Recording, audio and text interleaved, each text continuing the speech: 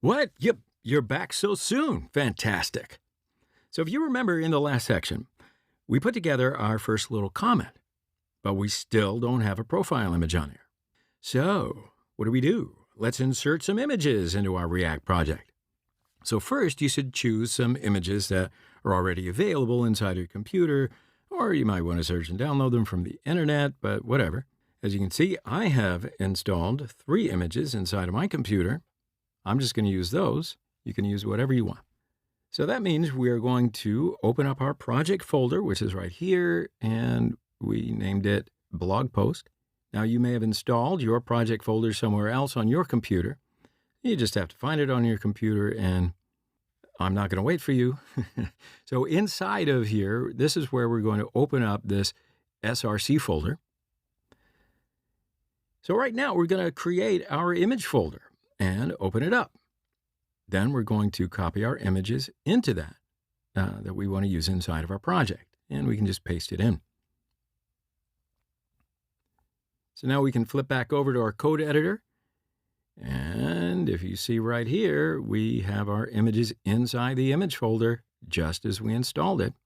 So now that that's set up, we have to link up these images with our image tag. Now remember, anytime that we want to use some code from another file or another open source project or dependency, we have to add an import statement. So I'm going to say import, and then the name of the picture, profile1, and that's the one I want to use inside of my image tag. Actually, you can really call it whatever you want as long as you're going to reference the same name inside of your image source.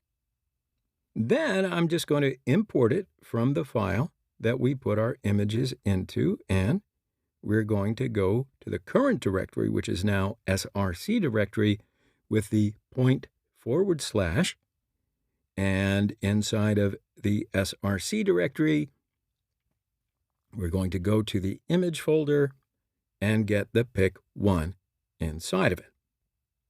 So I'm going to add that on as a source in image tag.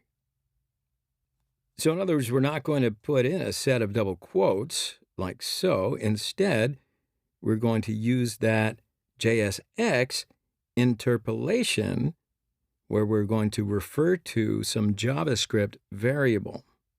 Then inside of here, we're going to reference the image that we imported right here. So now I'm just going to flip back over to my application in the browser, and I'll see the automatic refresh, and there's the image right there appearing in front of your very eyes. So that looks good to me.